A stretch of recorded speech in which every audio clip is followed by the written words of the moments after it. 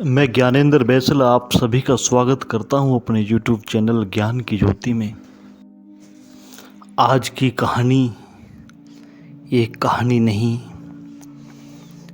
एक संत, एक फकीर के जीवन पर गुजरा हुआ बहुत कड़वा सत्य है। एक मुसलमान फकीर हुआ, सरमद नाम था जिनका। सरमद के जीवन की एक बड़ी ही सुंदर घटना, जैसा कि सदा होता है, उस जमाने के मौलवियों ने एक मुकदमा चलवाया सरमद के ऊपर। विद्वान लोग हमेशा से, पंडित लोग, मौलवी लोग हमेशा से विरोध में रहे हैं संत के। सरमद पर एक मुकदमा चलवाया। बादशाह के दरवाजे पर सरमद को बुलाया गया। मुसलमानों में एक सूत्र है, वह सूत्र यह है कि अल्लाह है और कोई अल्लाह उसके सिवाय नहीं, और एक ही पैगंबर है उसका, मोहम्मद। लेकिन सूफी फकीर इसमें से आधा हिस्सा छोड़ देते हैं। वे पहला हिस्सा तो कहते हैं कि एक परमात्मा के सिवाय और कोई परमात्मा नहीं है, लेकिन दूसरा हिस्सा कि उसका एक ही पैगंबर है, मोहम्मद, यह वे छोड़ देते हैं, क्योंकि वे कहते हैं कि उसके बहुत पैगंबर हैं। इसीलिए सूफियों के खिलाफ सदा से ही मुस्लिम थियोलॉजी जो है वह सदा से सूफियों के खिलाफ रही है। सरमद तो और भी खतरनाक था। वह सूफियों के इस पूरे सूत्र को भी पूरा नहीं कहता था, इसमें से भी आधा उसने छोड़ दिया। सूत्र है कि एक ही परमात्मा के सिवाय कोई परमात्मा नहीं। वह सिर्फ इतना ही कहता था कि कोई परमात्मा नहीं है। सिर्फ आखिरी हिस्से को कहता कि कोई परमात्मा नहीं है। अब यह तो हद हो गई। मोहम्मद को छोड़ दो चलेगा, तब तक कि आदमी नास्तिक नहीं हो जाता। सिर्फ इतना ही है कि मुसलमान नहीं रह जाता, और मुसलमान न रह जाने से कोई धार्मिक नहीं रह जाता, ऐसी कोई बात नहीं है। लेकिन इस सरमद के साथ क्या करोगे? यह कहता है कोई परमात्मा नहीं है। तो सरमद को दरबार ले जाया गया और बादशाह ने पूछा, सरमद, क्या तुम ऐसी बात कहते हो कि कोई परमात्मा नहीं? सरमद ने कहा, हाँ कहता हूं। और उसने जोर से दरबार में कहा कि कोई परमात्मा नहीं। बादशाह ने कहा, तुम नास्तिक हो क्या? उसने कहा, नहीं, मैं नास्तिक नहीं हूं, लेकिन अभी तक मुझे किसी परमात्मा का कोई पता नहीं चला, तो मैं कैसे कहूं?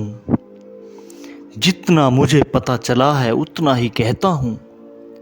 इस सूत्र में मुझे आधे का ही पता है, अभी की कोई परमात्मा नहीं, आधे का मुझे कोई पता नहीं।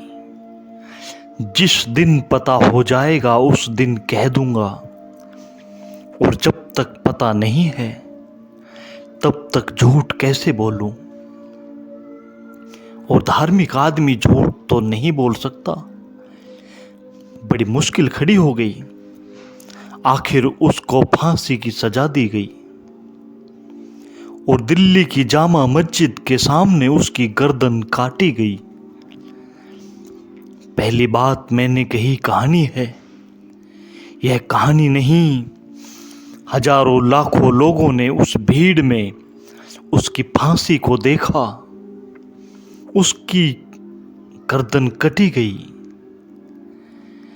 मस्जिद के दरवाजे पर, और मस्जिद की सीढ़ियों से उसकी गर्दन नीचे गिरी और उसके कटे हुए सिर से आवाज निकली कि एक ही परमात्मा है, उसके सिवाय कोई परमात्मा नहीं। तो जो लाखों लोग भीड़ में उसके प्यार करने वाले खड़े थे, उन्होंने कहा, अरे पागल सरमद, अगर इतनी ही बात पहले कह दी होती। पर सरमद ने कहा, जब तक गर्दन ना कटे तब तक उसका पता कैसे चले। जब पता चला तब मैं कहता हूं कि परमात्मा है, उसके सिवाय कोई परमात्मा नहीं। लेकिन जब तक मुझे पता नहीं था तब तक मैं कैसे कह सकता था। कुछ सत्य हैं जो हमें गुजर कर ही पता चलते हैं। मृत्यु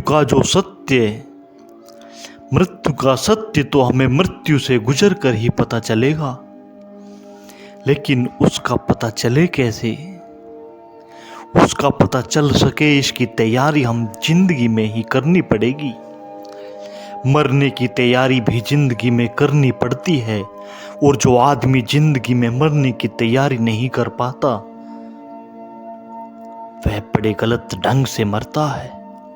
और गलत ढंग से जीना तो माफ भी किया जा सकता है, लेकिन गलत ढंग से मरना कभी माफ नहीं किया जा सकता। आज बस इन्हीं बातों के साथ मैं अपनी वाणी को विराम देता हूं। आप सभी को हमारे द्वारा ये बताई गई कहानियां, ये किस्से, ये अतीत की बातें कैसी लगती हैं, आप कमेंट बॉक्स में ज़रूर बताएं। और आप अपने विचार भी दें। जैसे ही मुझे समय मिलेगा, समय निकाल कर मैं आपको ज़रूर आपके जवाब का उत्तर देने का प्रयास करूंगा। ये जीवन बहुत अनमोल है, बार बार नहीं मिलता, और बार बार मिलता भी हो तो हमारे लिए तो ही एक ही जीवन है। पिछले जीवन का या आने वाले जीवन का